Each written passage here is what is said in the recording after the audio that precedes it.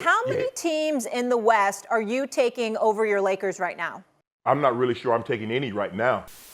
I told you it's going to be Lakers in 5. That's it. A few moments later. Here he is off the wide action, and DiVincenzo pulls it. Stop for Minnesota. About as tough a two as you're going to take. Off the dribble three, Anthony Edwards. And Minnesota has numbers. McDaniels onto the corner. Edwards sets his feet. Wet.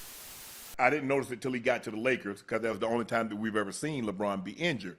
Yeah. But when he has these groin injuries, he's not the same when he gets back because he's hesitant. When it comes to the NBA playoffs, there's tons of uncertainties and variables nobody can account for. There's very few locks, very few things set in stone that we know will happen. Now, one of those locks we know will happen, the mainstream sports media, ESPN, Fox Sports, CBS, ABC, who they're going to be rooting for and pushing is the Lakers. That phenomenon of the media being pro-Lakers, pro-LA, I mean, it's nothing new. But this year adding Luka Doncic, I mean, it's ramped up tenfold. Since Luka's gone to Los Angeles, the Lakers hype train has been full steam ahead non-stop. And the conductor of this train happens to be Shannon Sharpe, who's coined the mantra, Lakers in 5. I told you the other day, Stephen A., it doesn't matter. OKC, KFC, UFC. Lakers in 5. Shannon Sharpe's gimmick, his persona, is being Team LeBron James no matter what, and now Team Lakers no matter what. In the past decade, it's kind of become predictable and stale how this always ends. Here's how it goes if you don't know. Stage 1, a series starts. Start of the series, it's Lakers in 5, we're the favorites, a title's within grasp.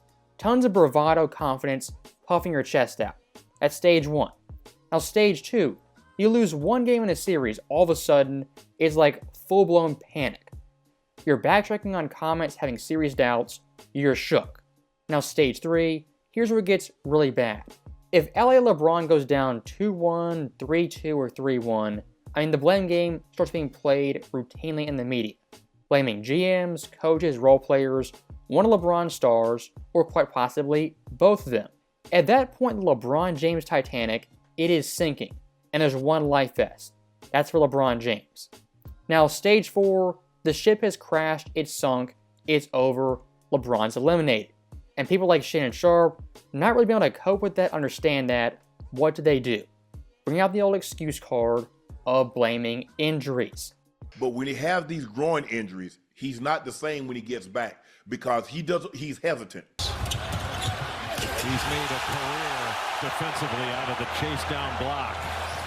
Yeah. If you watch LeBron, no rebounds, guys are right there. He's just like, if the ball don't come directly to him, he ain't making no sudden move to go get it. Everything that guy just said is bullshit. So that right there was Shannon Sharpe after one loss versus Minnesota, skipping stage 2 and stage 3, and we're right to stage 4, a full-blown panic, blaming injuries. And you gotta ask yourself, how did we get here so quickly?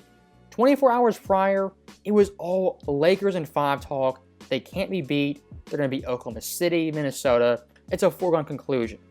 What this tells me about Shannon Sharpe, he's not only an entertainer or a jester, but the takes he has, he does not believe in. If you thought LA was a championship team after one loss, you wouldn't go stage 4 off the bat. You'd say, you know, we lost, but it's a long series. Going to stage 4 blaming injuries, that's desperation and showing your cards.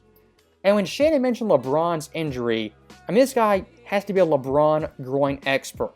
I mean, he's saying this dude is really hurt, really hobbled. You know, it's really, really bad. Yes, he had a chase down block, but he's still hurt, still injured. You know, he's playing through it. I don't believe you. For a lot of LeBron injuries post-2018, I just really do not believe them. And that injury versus Boston when it first happened, I mean, could have been real, could have been fake. You don't really know. But here's one thing I do know. When Shannon saw that, it clicked in his head, boom, there's my excuse, my out, when LeBron loses. That for them was actually a good thing. And for someone like Shannon Sharpe, this dude is never consistent.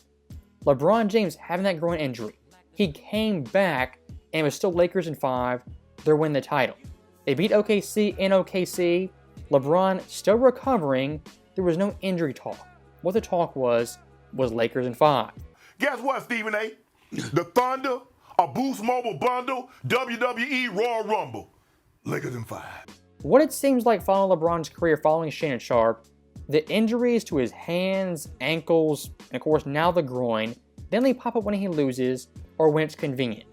He's playing well, the team's winning, those injuries just magically fade away. And Game 1 versus Minnesota for LeBron standards, Shannon Sharpe's LeBron standards, this guy did not play well. So of course, what happens? Injury excuse, just like that. I am shocked. Shocked! Well, not that shocked. Could LeBron James actually be injured, actually be hurt, actually dealing with something? I don't doubt it. But when Shannon Sharpe plays the injury card so early after Game 1, it's very, very peculiar. If I was Shannon Sharpe coping with this loss, what I would not do is go stage 4. What I would do is calm down, look at the film, and say the Lakers would be better in Game 2. In reference to LeBron James, this guy on both ends, if LA wants to win, has to be better. I think they're switching. They're too easy switching. Beginning, but so smart, taking it into the middle of the lane, drawing 2 and kicking it. Dunks this year for the Lakers, but it gives them a little more rim protection with him in there. McDaniels left that short, got it back, and laid it in. They need to understand this is the playoffs. This ain't no regular season. For a step-in 3. Here's Randall, cross court to Alexander Walker from deep. Gets Luka on the switch. Likes that matchup, sprays it to the corner. Randall for 3, got it. This is not nearly good enough. Shot clock down to 5. Edwards got to get busy, got downhill. Floater comes off, got it back. Randall from deep, and they cash in. It's a great stop for Minnesota. About as tough a 2 as you're going to take. Off the dribble 3. You got to go harder than that now. That right there from LeBron James in Game 1 is typical LeBron James on defense. Asleep, aloof, disengaged, playing free safety, but not really. In regards to Luka Doncic, his defense also was not good in Game 1. But here's the difference. Luka's defensive miscues, while they are bad, Luka on the offensive end is untouchable.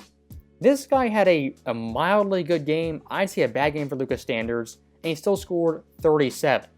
That for most star players, even superstars, is a phenomenal night. For Luka, it's a so-so night. LeBron James in Game 1, why cost this team, is an offense, he was a no-show. Defense, we know he's very suspect, but the offensive end, you need at least 25 for this team to even be competitive. And again, looking at someone like Shannon Sharpe, who says LeBron age 40 is still top 10, top 5. Hold him to the same standard as a top 5 player. Problem is, he won't do that.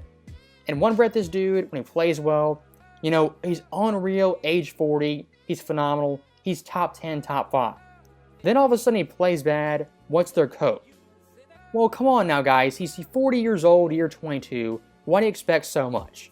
Well, why I expect so much is because you on a daily basis tell me he's top 10 or top 5. When he falters, stumbles, isn't a top 10 player, all of a sudden, I'm the problem. For these LeBron fans being so hypocritical, they dig their own grave every single season. Just sit back, watch the show, grab popcorn, enjoy the ride. They'll predict championship, they'll predict finals, they'll predict everything. When it comes crashing down, it's absolutely glorious. For someone like Shannon Sharpe after a Game 1 loss, gave us kind of a preview of what will happen when LA gets bounced. There'll be excuses, blaming teammates, coaches, the scheme, and worst of all, blaming injuries. So that right there is the end of the video. As always, thank you guys for watching, hope you enjoyed it. I'll see you next time.